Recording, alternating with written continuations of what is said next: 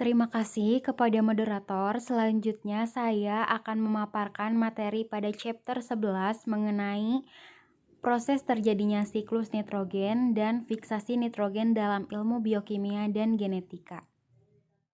Dalam berat kering tumbuhan, nitrogen merupakan kandungan yang paling banyak keempat. Nitrogen merupakan salah satu komponen penyusun protein, asam nukleat, hormon, klorofil, dan berbagai komponen tumbuhan penting lainnya. Kebanyakan tumbuhan mendapatkan nitrogen dari tanah baik dalam bentuk nitrat ataupun amonium. Tetapi, kandungan dalam tanah sangatlah sedikit dan harus berkompetensi dengan bakteri dalam mendapatkannya. Oleh karena itulah, nitrogen merupakan kandungan nutrisi tumbuhan yang terbatas. Udara di atmosfer, 78%-nya merupakan nitrogen dalam bentuk dinitrogen atau N2 dan merupakan gas yang tidak berbau serta tidak berwarna. Meskipun sangatlah berlimpah, tumbuhan tingkat tinggi tidak mampu memanfaatkannya. Hal ini dikarenakan tumbuhan tidak memiliki enzim yang dapat memutus ikatan kovalen stabil yang dibentuk oleh dinitrogen. Hanya beberapa spesies prokariotik yang mampu memanfaatkannya. Hal inilah yang menyebabkan tumbuhan diharuskan untuk bergantung pada organisme prokariotik dalam mendapatkan nitrogen. Daur nitrogen mencangkup asimilasi nitrogen dan disimilasi nitrogen. Asimilasi nitrogen merupakan pembentukan senyawa nitrogen organik seperti asam amino, nitrat atau nitrit dari senyawa nitrogen anorganik atau N2 yang hadir di lingkungan. Sedangkan disimilasi nitrogen merupakan pemecahan senyawa nitrat atau nitrit kembali menjadi senyawa nitrogen anorganik. Secara umum, daur nitrogen atau siklus nitrogen terdiri dari beberapa tahapan. Proses pemecahan nitrogen bebas berlangsung dengan bantuan energi petir. Energi petir yang besar memicu terjadinya reaksi nitrogen dan oksigen menjadi senyawa NO2 dan NH2. Senyawa-senyawa ini turun bersama air hujan. Beberapa organisme mampu mengikat N dari udara, salah satu contohnya adalah Rhizobium. Mikroorganisme ini bersimbiosis dengan akar tanaman polong-polongan sehingga menyuburkan tanaman inangnya. Tidak hanya Rhizobium, masih ada kelompok bakteri tanah, Proteobacteria yang juga mampu mengikat nitrogen bebas di udara. Itulah proses-proses pengambilan N di udara. Proses ini menjadi salah satu faktor penyedia N di dalam tanah. Nitrat yang tersedia di dalam tanah bisa langsung diserap oleh tumbuhan atau mengalami amonifikasi, yaitu pengubahan menjadi amonium. Nah, teman-teman, N juga diperoleh melalui perombakan jasad makhluk hidup yang mati. Karena di dalam jasad makhluk hidup terkandung asam amino dan protein,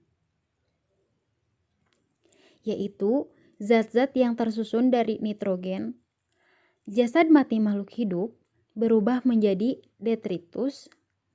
Kemudian, detritus dicerna oleh detritivor hingga akhirnya terdekomposisi menjadi amonium. Amonium yang terbentuk sebenarnya bisa dimanfaatkan langsung oleh tumbuhan, tetapi hanya sedikit yang dapat diserap. Mengapa? Karena sebagian besar amonium dipakai bakteri aerob sebagai sumber energi. Selanjutnya, amonium diubah menjadi nitrat oleh kelompok bakteri aerob. Proses ini dinamakan nitrifikasi. Sebelum menjadi nitrat, amonium diubah dulu menjadi nitrit oleh bakteri Nitrosomonas. Kemudian, nitrit diubah menjadi nitrat oleh bakteri Nitrobacter. Nitrat yang terbentuk diserap oleh tumbuhan untuk proses penyusunan makanan. Ingat, proses nitrifikasi hanya bisa terjadi saat tersedia cukup oksigen karena nitrifikasi melibatkan bakteri aerob. Jika jumlah oksigen tidak cukup, maka terjadi proses yang dinamakan denitrifikasi, yaitu pelepasan nitrogen kembali ke atmosfer. Ketika tanah kekurangan oksigen, bakteri tanah akan mengambil kebutuhan oksigen dari nitrat, sehingga unsur N akan dibebaskan kembali ke udara. Fiksasi nitrogen merupakan proses alam, biologis atau abiotik yang mengubah nitrogen di udara menjadi amonia atau NH3. Mikroorganisme yang memfiksasi nitrogen disebut diazotrof.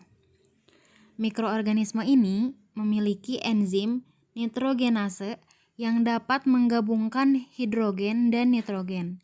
Reaksi untuk fiksasi nitrogen biologis ini dapat ditulis sebagai berikut. Hubungan simbiosis antara diazotrop dan tanaman disebut dengan asosiasi. Dalam asosiasi simbiosis tanaman itu diidentifikasi sebagai tuan rumah dan mikroba diketahui sebagai mikosimbion. Bentuk asosiasi antara bakteri dan tanaman membentuk simbiosis mutualisme dalam nodul atau bintil akar untuk bisa mengikat nitrogen bebas di udara. Contoh bakteri nitrogen yang bersimbiosis dengan tanaman polong-polongan yaitu Rhizobium leguminosarum yang hidup di akar membentuk nodul atau bintil akar. Mikroorganisme lain yang melakukan fiksasi nitrogen antara lain Cyanobacteria, Azotobacteriaceae, Rhizobia, Clostridium, dan Frankia. Selain itu, ganggang hijau biru juga dapat memfiksasi nitrogen. Beberapa tanaman yang lebih tinggi dan beberapa hewan seperti rayap telah membentuk asosiasi atau simbiosis dengan diazotrof. Selain dilakukan oleh mikroorganisme, fiksasi nitrogen juga terjadi pada proses non-biologis, contohnya sambaran petir.